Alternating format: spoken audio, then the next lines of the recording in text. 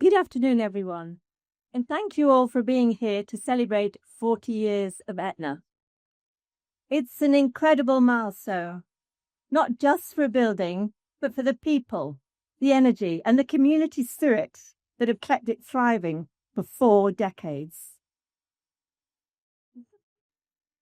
We were hoping for a lectern, but we didn't get one. Etna began with one resident and one idea. In 1982, Barnaby Martin wrote to Richmond Council suggesting that 13 Roslin Road, this lovely building, then recently vacated by social services, could become a local community centre. Not a distant institution, but something people could walk to, somewhere that felt truly part of East Twickenham. That vision quickly gained traction. By 1983, a petition had over 1,000 signatures. Volunteers delivered leaflets door to door, and in April, a packed public meeting was held at St Margaret's Catholic Church Hall. A steering committee emerged from that meeting, neighbours committed to turning vision into reality. These were many people whose persistence helped move things forward. The following year, in 1984, brought real challenges. Planning applications, consultations, and a full public inquiry.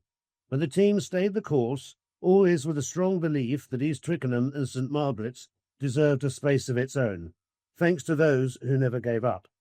And the commitment to accessibility and inclusion from the very start was remarkable for its time. Then, in October 1985, the doors opened. Not a fanfare, just a working kettle and a warm welcome. The pop-in parlour, as it was then, became a space for connection, and Etna quickly began offering classes, exhibitions, music sessions, support groups, and more.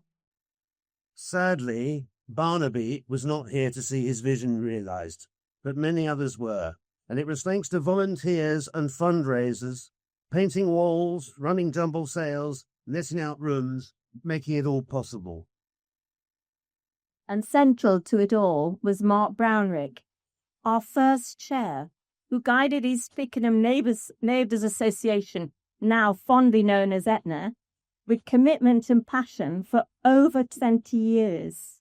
And he had the vision in 1989 to appoint our first member of staff, Verity Jones, who we hope will be here later today.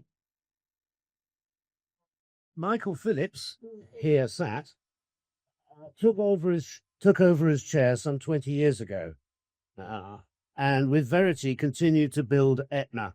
Their leadership built strong foundations, and we're proud to follow in their footsteps.